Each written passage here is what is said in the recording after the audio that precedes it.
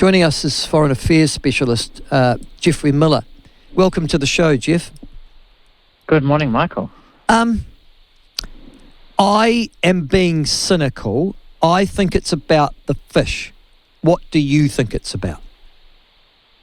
Well, I think it's about the fish. I think it's about Huawei. I think it's about this continued geopolitical competition in the Pacific. I think it's about lots of things. This agreement that has been leaked to Reuters seems incredibly broad, really. It's being called a Common Development Vision, China-Pacific Island countries' Common Development Vision, and it seems like a very ambitious plan. Includes everything from climate change to fish to cybersecurity, 5G.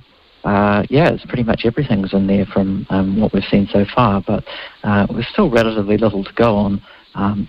But this is all in the context of the Chinese Foreign Minister Wang Yi's visit to the region. He's visiting 8 countries over pretty much as many days in the Pacific, which is just extraordinary.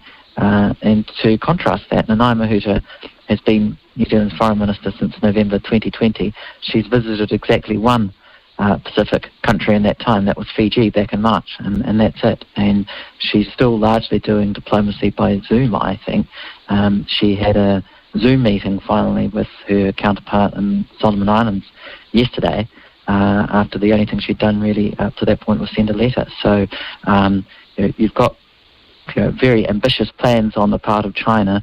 I think Australia is waking up to this. Penny Wong, their new foreign minister, she's only been foreign minister for about 3 days. She's going up to Fiji today, basically, this week.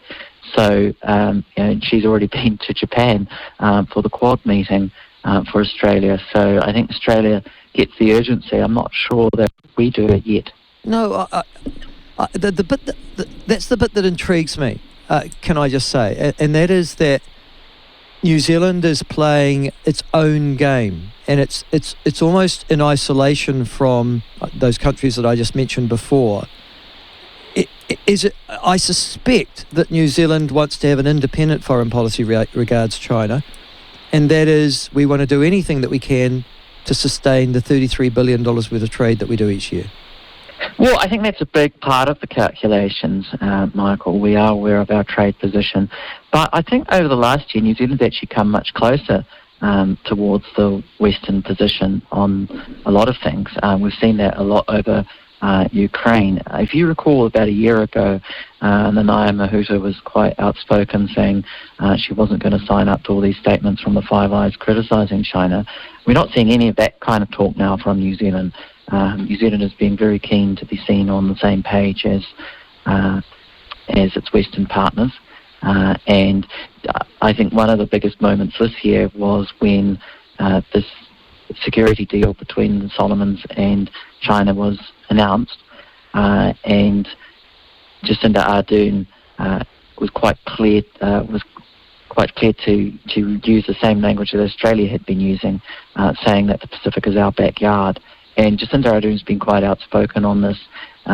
She's saying there's no need for China to get involved. We can sort of solve this as a Pacific family. That was language she's just been using in New York again. So New Zealand, I think, is coming much closer to the likes of Australia and the US on all of this. Isn't it interesting? Because I listened to what she said. And I thought it was weak in comparison to what's coming out of the Quad countries. And then go ahead. I also then read the criticism of the former deputy ambassador, which you've probably seen as well, to China, saying how ashamed he is at New Zealand's foreign policy regards Taiwan, and that apparently we're backing the Chinese on excluding Taiwan from the World Health Assembly and the World Health Organization. We didn't sign up, as you said, to the Five Eyes condemnation of China on the Solomons. We haven't been part of the Quad and their deliberations. Why are these nations signing up, though, with China? I see the Australians, in just the last 5 minutes, Jeff, have come out with Albanese saying, the new Prime Minister, listen, we're paying very heavily for the foreign aid cuts that we made to the Pacific Islands. Did we make foreign aid cuts? My understanding is that if ever there's a natural emergency over, and we're there with boots and all. Have we failed somewhere else? Well, our aid is going up. There's no question about that. But I think we need to if you want to counter China, these Pacific countries, they simply want development. They want money, and China's offering them a lot of cash. So our aid spending is around about 0.3% of GDP.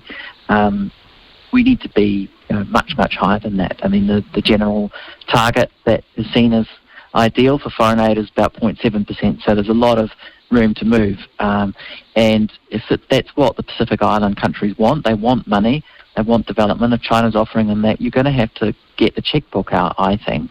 But the approach from New Zealand has been, I think, it tended to be a bit patronising in the past. Yeah. And that's where China has really seen its opportunity. And Pacific Island countries, when they've asked for money, New Zealand wants to see a business case and see that it's something workable. And China's response is, how much do you need? Now, New Zealand sometimes counters that and says, but it comes with a whole lot of strings attached down the line.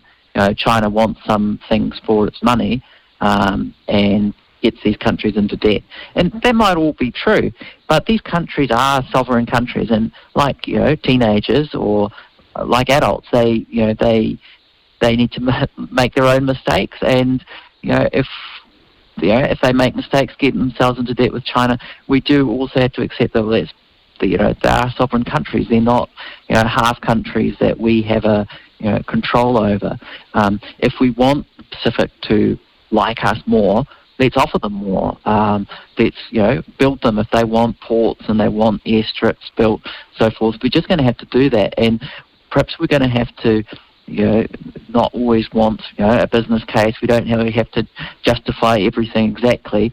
We're just going to have to do a bit more of this checkbook diplomacy, if you like, and spend more, even if the immediate economic benefits are harder to quantify. A bit like, if you build a stadium in New Zealand, you can try and justify it economically, but you can also just say, look, so what we want to do, we think it's what we want. And I think that's perhaps the approach we need to take more into the Pacific, is rather than trying to just quantify all the economic benefits of something before we do it, we might just have to pay up and see it as the price of getting our diplomatic aims achieved. No, fair enough. No, and I think you make a very good point. I like your analogy about the stadium. But the other thing that strikes me on this is the horse bolted. I mean, you can play that game now, but as the horse bolted, now that China is about to sign this, it doesn't look like they're not going to sign it in a week's time.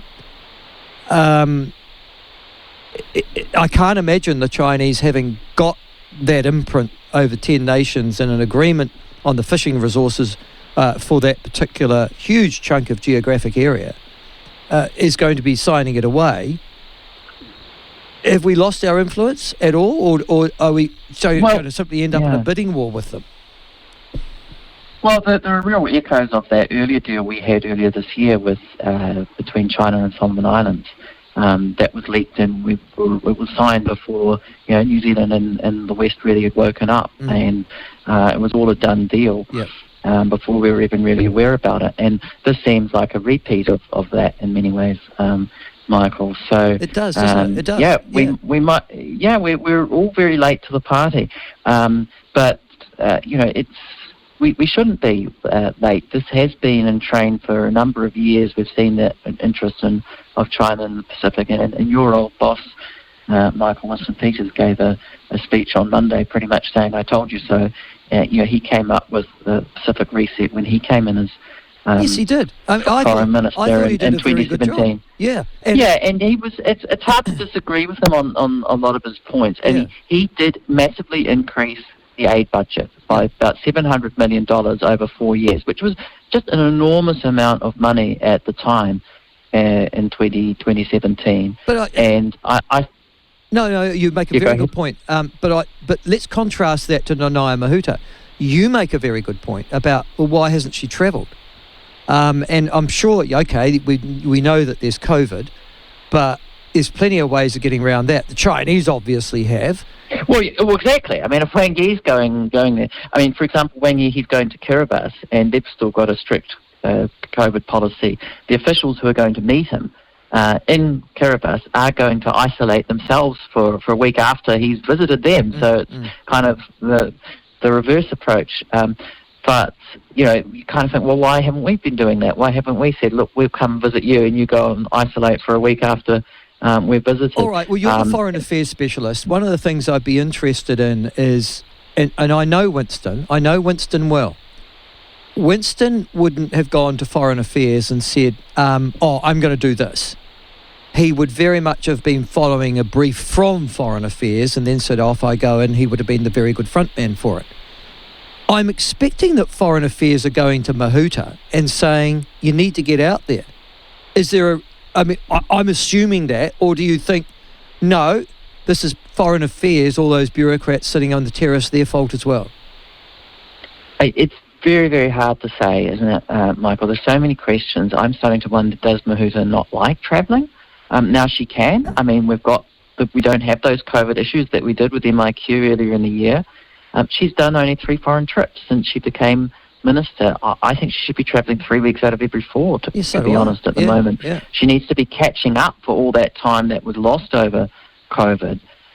Is it the Three Waters stuff? Is it the fact that she's so focused on local government? Is it the local government portfolio is taking up the majority of her time, and the fact that that's not going well? Is that the problem? It could well be. Then that needs to also be put to the Prime Minister. I mean, she needs to do that cabinet reshuffle that has been rumoured for so long but hasn't actually happened yet.